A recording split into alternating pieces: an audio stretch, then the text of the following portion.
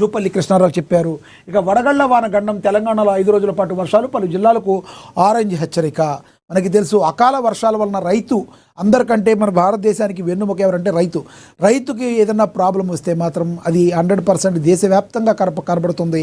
ఆ మాటకు వస్తే ప్రపంచవ్యాప్తంగా కనబడుతుంది. ఈ అకాల వర్షాలని మనం అరికట్టాలంటే వాతావరణ సమతుల్యతను మనం కాపాడాల్సిన అవసరం ఉంది. లేదు అంటే మరి వానలు పడాల్సిన టైంలో ఎండలు రావాల్సిన టైంలో వానలు ఇలాగే వచ్చి అందరి ప్రకృతి యొక్క ప్రకోపానికి గురై మరి మనందరం కూడా భారీ మూల్యం చెల్లించుకోవాల్సిన ఆవశ్యకత వస్తుంది. కాబట్టి ప్రకృతి యొక్క సమతుల్యతను కాపాడాలి. కాకపోతే ఇప్పటికిప్పుడైతే మరి వడగళ్ల వాన పడే అవకాశం ఉంది. కాబట్టి ఎటువంటి పరిస్థితుల్లో జాగ్రత్తలు వహించాలని చెప్పి వాతావరణ శాఖ ఇప్పటికే ఐఎండీ హెచ్చరించింది.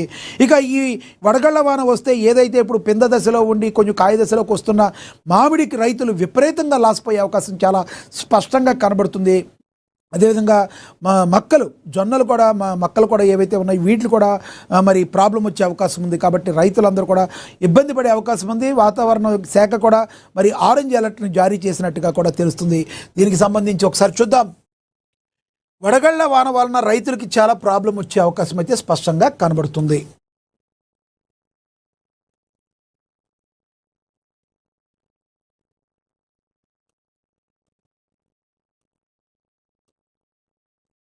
ఇక్కడ వచ్చారు, చదువుదాం ఒకసారి. తెలంగాణలో 5 రోజుల పాటు భారీ వర్షాలు, పలు జిల్లాలకు ఆరెంజ్ హెచ్చరిక జారీ చేశారు. తెలంగాణ రాష్ట్ర వ్యాప్తంగా రానున్న 5 రోజుల పాటు వర్షాలు కురిసే అవకాశం ఉందని హైదరాబాద్ వాతావరణ కేంద్రం వెల్లడించింది. ముఖ్యంగా ఈరోజు రేపు రాష్ట్రంలో పలు ప్రాంతాలు ఉరుములు మెరుపులతో కూడిన వడగళ్ల వానలు పడే అవకాశం ఉన్నట్లు హెచ్చరించింది. వాతావరణం చోటు చేసుకుంటున్న మార్పుల కారణంగా గంటకు 50 నుంచి 60 కిలోమీటర్ల వేగంతో బలమైన గాలులు కూడా మరి వేస్తాయని ప్రజలు అప్రమత్తంగా ఉండాలని అధికారులు సూచించారు. వర్షాల తీవ్రతను దృష్టిలో ఉంచుకుని వాతావరణ శాఖ పలు జిల్లాలకు ఆరెంజ్ హెచ్చరికలు జారీ చేస్తుంది. ఈరోజు రేపు ఆదిలాబాద్, కొమరంభీం, ఆసిఫాబాద్, నిర్మల్, నిజామాబాద్, కామారెడ్డి, సంగారెడ్డి, మెదక్, సిద్దిపేట జిల్లాల్లో వడగళ్ల వానతో కూడిన భారీ వర్షాలు కురిసే అవకాశం ఉందని తెలిపింది. రేపు ప్రత్యేకంగా కామారెడ్డి, సంగారెడ్డి, మెదక్, వికారాబాద్ జిల్లాలో వర్ష తీవ్రత అధికంగా ఉంటుందని ఈ మేరకు ఆయా జిల్లాల అధికార యంత్రాంగాన్ని అప్రమత్తం చేశారు. రాష్ట్ర రాజధాని హైదరాబాద్లోని వాతావరణం ఒక్కసారిగా చల్లబడింది. నగరంపై ఆకాశం మేఘావృతంగా ఉంటుందని, ఈరోజు రేపు తేలికపాటి నుంచి మోస్తరు వర్షాలు కురిసే అవకాశం ఉందని అధికారులు వివరించారు. నగరంలో అక్కడక్కడ ఈదురుగాలుల ప్రభావం ఉండవచ్చునని, అకస్మాత్తుగా కురిసే వర్షాల వల్ల లోతట్టు ప్రాంతాల ప్రజలు కూడా జాగ్రత్తగా ఉండాలని వాతావరణ కేంద్రం అయితే పేర్కొంది. కాబట్టి నగరవాసులు కూడా కొన్ని జాగ్రత్తలను పాటించాల్సిన అవసరం ఉంది. కాబట్టి జాగ్రత్తలు పాటించి మరి ఇప్పటికైతే సరిపోతుంది. కానీ వాతావరణ సమతుల్యతను దెబ్బతీసే ప్రయత్నాలు మాత్రం ఏ మానవుడు కూడా చేయకుండా ఉండటం మంచిది. కాబట్టి ప్రకృతి మన మీద పగబట్టేటట్టుగా మనం చేసుకోకూడదని మనందరికి కూడా దీన్ని బట్టి మనకి అర్థం అవుతుంది. ఇక అమరావతికి చట్టబద్ధ ముద్ర, లోక్సభలో నేడు విభజన చట్ట సవరణ బిల్లు, ఏపీ ఏకైక రాజధానిగా అధికారిక గుర్తింపు. మనకి తెలుసు ఉమ్మడి ఆంధ్రప్రదేశ్ తెలంగాణకు విడిపోయిన తర్వాత ఆంధ్రప్రదేశ్కి రాజధాని లేకుండా పోయింది. కానీ అక్కడ పరిస్థితులు, రాజకీయ కారణాలు ఏవైతే ఉన్నాయో 2014 నుంచి ఉన్నప్పటికీ కూడా రాజధానిగా మరి ఏకైక రాజధానిగా అక్కడ ఇప్పటి వరకు చట్టబద్ధత చేయలేకపోయారు. అమరావతి రాజధానిగా ఉంటుందని 2014 ఎలక్షన్ల అనంతరం వాళ్ళు చెప్పినప్పటికీ కూడా అనూహ్య కారణాల వల్ల వైసీపీ ప్రభుత్వం అక్కడ తర్వాత 19లో రావటం, ఆ తర్వాత అమరావతి రాజధాని అనే విషయాన్ని పక్కన పెట్టడంతో ఇక్కడ అమరావతి రాజధాని ఆంధ్రప్రదేశ్కు అంటం లేకుండా పోయింది. కానీ ఇప్పుడు ఏపీ ప్రజలు కూటమి సర్కార్కి పట్టం కట్టారు. జనసేన, టీడీపీ, బీజేపీ కూటమి ప్రభుత్వం ఏదైతే ఉందో ఈ రోజున అక్కడ అమరావతిని మరి రాజధానిగా మరి చట్టబద్ధత కల్పిస్తూ నిర్ణయం అయితే తీసుకున్నారు. దీనికి సంబంధించి పార్లమెంట్లో బిల్లు కూడా పెట్టబోతున్నట్లుగా కూడా దీనికి వచ్చి ప్రచురితం అయింది. ఇక నుంచి ఇక ఆంధ్రప్రదేశ్కి అమరావతి రాజధానిగా చట్టబద్ధం కాబోతుందని కూడా ప్రచురించారు. ఇక ఆంధ్రప్రదేశ్ ఏకైక రాజధానిగా అమరావతి తిరుగులేని చట్టబద్ధత కల్పించే దిశగా కేంద్ర ప్రభుత్వం చారిత్రాత్మక అడుగు వేయనుంది. విభజన జరిగిన పుష్కర కాలం తర్వాత ఏపీ రాజధానిగా అమరావతి పేరును అధికారికంగా చట్టంలో చేర్చేందుకు వీలుగా ఆంధ్రప్రదేశ్ పునర్విభజన సవరణ బిల్లు 2026ను కేంద్రం సిద్ధం చేసింది. ఈ కీలక బిల్లును బుధవారం ఏప్రిల్ 1 అంటే ఈరోజు లోక్సభలో ప్రవేశపెట్టనున్నారు. దశాబ్ద కాలంగా రాజధాని విషయంలో కొనసాగుతున్న న్యాయ రాజకీయ సందిగ్ధతకు ఈ సవరణతో శాశ్వతంగా తెరపడనుంది. రాష్ట్రంలో ఎన్డీఏ ప్రభుత్వం అధికారంలోకి వచ్చిన తర్వాత అమరావతిని ఏకైక రాజధానిగా నిర్మించేందుకు చేపట్టిన ప్రయత్నాలకు కేంద్రం నుంచి ఈ రూపంలో గట్టి మద్దతు కూడా చాలా లభించినట్లు అయ్యింది.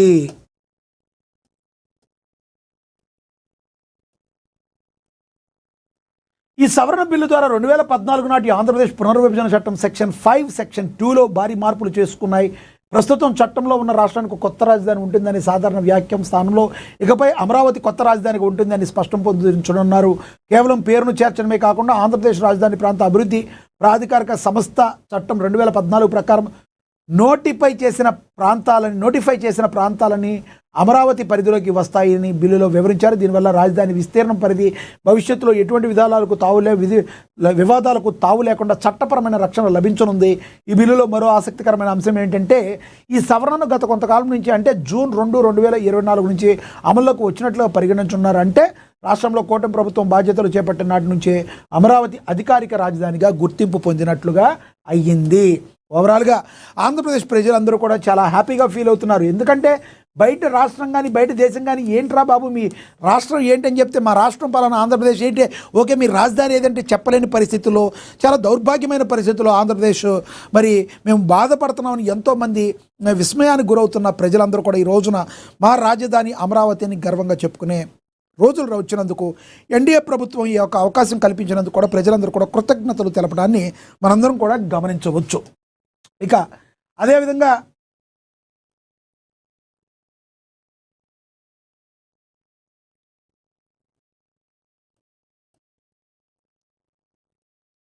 సొంతింటి కలపై సిమెంట్ పిడుగు, సామాన్యుడిపైన రోజుకు 10 కోట్ల భారం, సిండికేట్ కోరల్లో గృహ నిర్మాణం, బస్తాపై 50 రూపాయల వరకు బాధుడు, నేటి నుంచి అమల్లోకి పెంపు, పాత ధరల బుకింగ్లకు కంపెనీల బ్రేక్, బెంబేలెత్తుతున్న మధ్యతరగతి జీవి రియల్ ఎస్టేట్ రంగానికి అగ్గిరాజేసిన ధరల సెగ.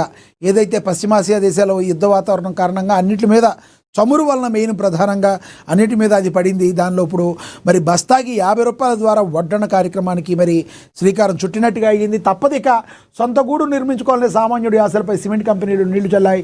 ఇప్పటికే ఇసుక కొరత, ఇటుకల ధరల పెరిగిన కూలీల రేట్లతో సతమతమవుతున్న సామాన్యుడిపై ఇప్పుడు సిమెంట్ పిడుగుపడింది. దేశవ్యాప్తంగా సిమెంట్ కంపెనీలన్నీ ఏకమై ఏప్రిల్ 1వ తేదీ నుంచి బస్తాపై 30 రూపాయల నుంచి 50 రూపాయల వరకు ధరలను పెంచుతూ నిర్ణయం తీసుకోవడం నిర్మాణ రంగంలో పెను సంచలనానికి ఇది ఒక కారణమైందని కూడా ప్రచురించారు. మరి వీటన్నింటినీ కూడా అదుపు చేయాల్సిన బాధ్యత కేంద్ర రాష్ట్ర ప్రభుత్వాల మీద ఉంది. ఇక ప్రజాపాలన ప్రతిబింబించేలా గ్రామ సభలు నిర్వహించాలని డిప్యూటీ సీఎం బట్టి విక్రమార్క తెలిపారు.